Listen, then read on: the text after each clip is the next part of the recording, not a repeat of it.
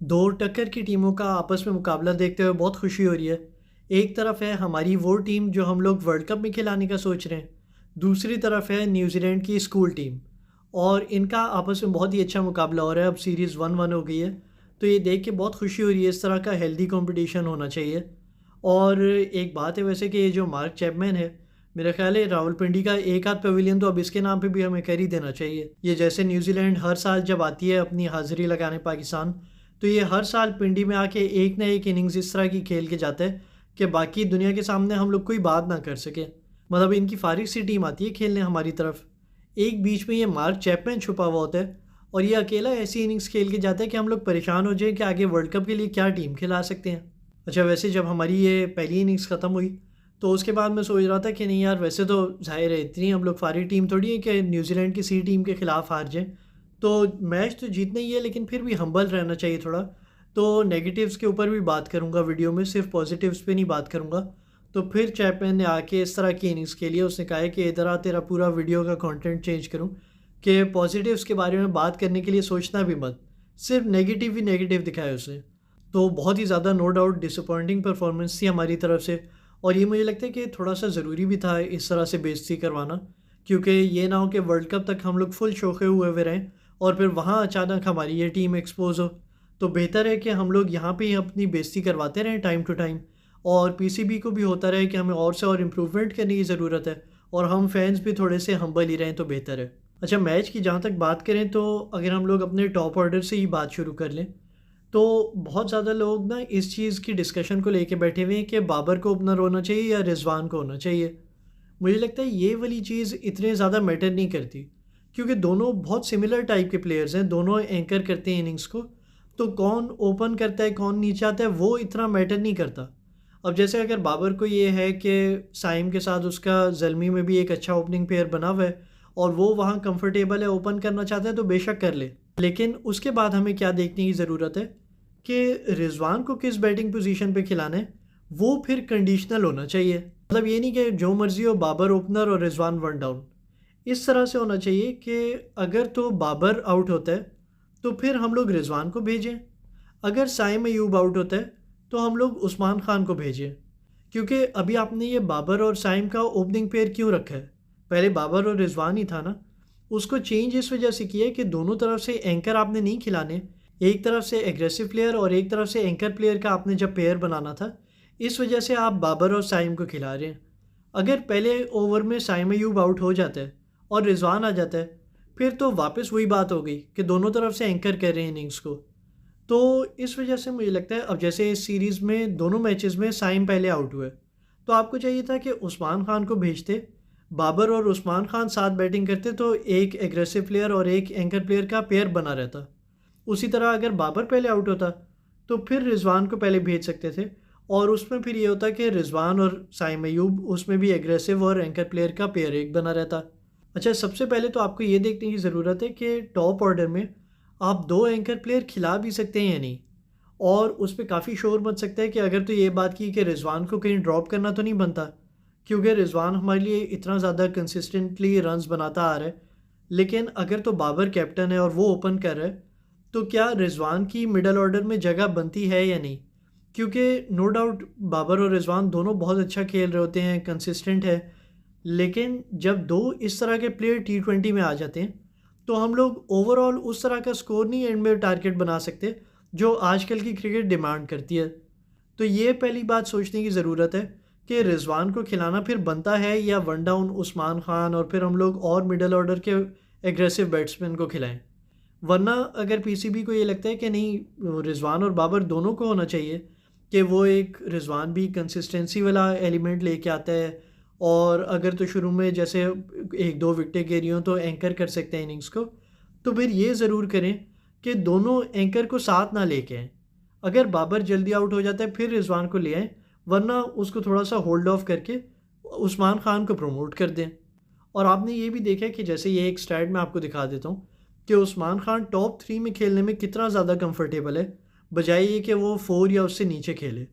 तो फिर क्या होता है कि बाबर और रिजवान साथ खेलते हैं तो पहले पेस भी स्लो हो जाती है, उसके बाद फिर उस्मान खान भी किसी ऐसी पोजीशन में आता है जिसमें वो कंफर्टेबल नहीं है, तो पूरा जो टीम का बैलेंस है वो स्टार्ट से ही ख़राब हो जाता है। अच्छा, फिर टॉप 4 के बाद इरफान खान नियाज़ी को आपने जब भेजा है, तो वो वैसे मैंने एक पोस्ट में बात भी की थी कि अगर इस सीरीज़ में आप एक्सपेरिमेंट करना चाह रहे हैं, तो इस वजह से उसको ऊपर भेजा है ताकि थोड़ा सा एक्सपोजर उसको मिल जाए, कॉन्फिडेंस मिल जाए, तो फिर अच्छा मूव है।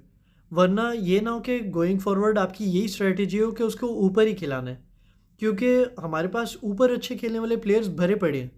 लेकिन इरफान खान नियाज़ी की पीएसएल में क्या चीज़ मुझे क्लिक की थी कि वो एक रेयर बैट्समैन हमें लगा था जो लोअर मिडल ऑर्डर में भी आके कंसिस्टेंटली अच्छा खेल सकता है। मतलब जहाँ पे ज़्यादातर हमारे बैट्समैन स्ट्रगल करते हैं नंबर 7-8 पे खेलने में, वो वहाँ पे भी उसको मसला नहीं होता, वो आके अच्छा खेल जाता है। तो अगर कोई ऐसा बैट्समैन आपको मिला है जो वहाँ पे कंफर्टेबल है, तो उसको आगे वहीं पे खिलाना चाहिए। इस सीरीज़ के लिए ठीक है आपने एक्सपेरिमेंट करना है, लेकिन आगे गोइंग फॉरवर्ड मुझे लगता है कि जो टॉप ऑर्डर के बैट्समैन हैं वो उनको ही ऊपर खिलाएं, और इरफान खान नियाज़ी को अगर वो नंबर 7-8 पे अच्छा खेल सकता है तो उसे उधर खेलने दें। उसके बाद आया शादाब खान। अब शादाब खान की इनिंग्स एक रेयर पॉजिटिव चीज़ हमें देखने को मिली कि उसने जो आके 20 बॉलों में कोई 41 मार दिए। तो ये चीज़ मुझे लगता है मैं पहले भी काफ़ी बार कह चुका हूँ, और शादाब खान रिपीटेडली ये दिखा चुका है, बेशक पीएसएल हो या पाकिस्तान में कभी उसको मौका मिला हो, कि उसको जब जब थोड़ा ऊपर भेजें, नंबर 4 या 5 पे भेजें, तो वो दिखाता है उसके पास बहुत पोटेंशियल है। उसको थोड़ा-सा ऊपर ही खेलने की ज़रूरत है। वो इस तरह का पावर हिटर नहीं है, जो उसको आप लास्ट ओवर में भेजें और वो आते साथ कोई और छक्के मारना शुरू कर दे। उसको थोड़ा-सा ऊपर खेलने दें। ये ऐसे ना करें कि ये एक बार खेल दिया, अगले मैच में फिर उसको नंबर 8 पे भेजा हुआ है। उसको कंसिस्टेंटली थोड़ा-सा ऊपर खेल के अपने आप को प्रूव करने दें। आपने देखा है अभी जो पीएसएल ख़त्म हुआ है उसमें प्लेयर ऑफ द टूर्नामेंट भी शादाब इसी वजह से बना है, क्योंकि वो एज़ अ कैप्टन अपने आप को बैक करता है नंबर 4-5 पे खेलने के लिए, तो वहाँ पे उसका रिकॉर्ड बहुत अच्छा है। तो मुझे लगता है बहुत फ़र्क आ जाएगा अगर पाकिस्तान कंसिस्टेंटली उसको थोड़ा-सा ऊपर ही खेलने दे और उसके बाद इफ्तिखार अहमद को आने दे। अच्छा, तो पहले तो जो लोग इस पेज को फ़ॉलो कर रहे हैं उनको पता है कि मैं ये बाबर और रिजवान को कितना सपोर्ट करता हूँ। लेकिन नो डाउट उनके स्लो खेलने की वजह से पहले हमारा स्कोर इतना सही नहीं बन सका। तो हमें इस पेयर को चेंज करने की ज़रूरत है, ओपनिंग और वन डाउन को। उसके बाद फिर हम लोग आ जाते हैं हमारी बॉलिंग पे। अच्छा, बॉलिंग में मुझे लगता है इस तरह की परफॉर्मेंस थोड़ा-सा ज़रूरी भी थी, ताकि हम फैंस के पाँव भी थोड़े ज़मीन पे रहें। क्योंकि पिछले मैच में जब 90 पे ऑल आउट किया तो उसके बाद हम सारों को हो रहा था कि उफ़! ये टीम तो पता नहीं वर्ल्ड कप में क्या कर देगी। तो ज़रूरी था कि हम लोग भी थोड़ा-सा हम्बल हो जाएँ।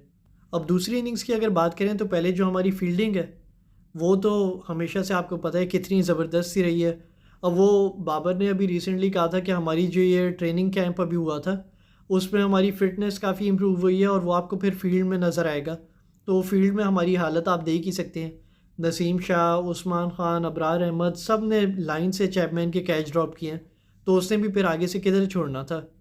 ये मुझे लगता है एक बहुत छोटा-सा एक पीरियड था पाकिस्तान क्रिकेट में, वो मिकी आर्थर जब कोच था उस वक़्त, कि हमारी जो कैचिंग की परसेंटेज थी सक्सेसफुल कैचेज़ टेकन की, वो ऑस्ट्रेलिया और इंग्लैंड वगैरह से भी बेहतर हो गई थी। तो वो मुझे नहीं पता उस वक़्त हमारा फील्डिंग कोच कौन था, लेकिन जो भी था उसको खुदा का वास्ता वापस लेके आएँ, क्योंकि वरना आपको पता है कि हमेशा से हमारी फील्डिंग का क्या हाल रहा है। और ये तो पक्की बात है कि आप जैसी मर्ज़ी बैटिंग लाइनअप खिला लें, जैसी मर्ज़ी बॉलिंग खिला लें, लेकिन अगर आपके फील्डर्स काम नहीं करेंगे, अपने कैचेज़ नहीं पकड़ेंगे, सही फील्डिंग नहीं करेंगे, तो हम लोग मैचेज़ नहीं जीत सकते। बड़े टूर्नामेंट्स को तो भूल ही जाएँ। अच्छा, फिर अगर हम लोग अपनी बॉलिंग की बात करें, तो बॉलिंग में मुझे लगता है हमारी फ़ास्ट बॉलिंग इवन दो आज बिल्कुल नहीं चली, नसीम शाह को भी इतनी मार पड़ गई। लेकिन फ़ास्ट बॉलिंग हमारी ज़्यादातर कुछ ना कुछ ठीक परफ़ॉर्म कर जाती है। अभी आज आमिर भी नहीं था, वो भी वापस आ सकता है, या हारिस रऊफ़, वसीम जूनियर, कोई ना कोई हमारे पास ऑप्शंस हैं। लेकिन हमारा ज़्यादा मसला काफ़ी टाइम से क्या रहा है कि हमारे जो स्पिनर्स हैं वो विकेटें लेना भूले हुए हैं। तो हमें वर्ल्ड कप से पहले ये बहुत ज़्यादा देखने की ज़रूरत है कि स्पिन में ऐसी कौन सी ऑप्शंस हैं जो बीच वाले ओवर्स में हमें ब्रेक थ्रू दे सकते हैं, और हमें कंसिस्टेंटली ये पार्टनरशिप्स वगैरह ब्रेक करके ऑपोजिशन पे प्रेशर क्रिएट कर सकती है। क्योंकि ये अभी जो ओडीआई वर्ल्ड कप ख़त्म हुआ था, उसमें सबसे मेन हमारा ये मसला रहा था कि जो बीच में जब स्पिनर्स वाला पोर्शन आता था, वो उस पूरे टाइम में हम लोग कोई प्रेशर नहीं क्रिएट कर पाते थे, और दूसरी टीम पार्टनरशिप्स बना बना के मैच एक तरफ ले जाती थी। और आज भी यही हुआ है, हमारे स्पिनर्स कोई विकेटें नहीं ले पाए, और फिर आपने देखा है कि कितना वन साइडेड मैच देखने को मिला है हमें।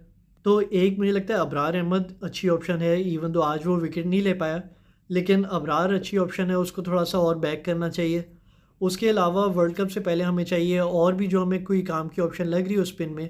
अभी इमाद वसीम अंदर आ सकता है, फिर मेहरान मुमताज़ अगर हो गया, अरफात मिनाज हो गया, जो भी प्लेयर्स हैं आपको लगता है वो आपको बीच में विकेटें लेके दे सकते हैं, उनको थोड़ा सा ट्राई करके देखें। और फिर वर्ल्ड कप में एक ऐसी टीम लेके जाएं जिसमें आपको पता हो कि हर बॉलर विकेट टेकिंग ऑप्शन है आपकी।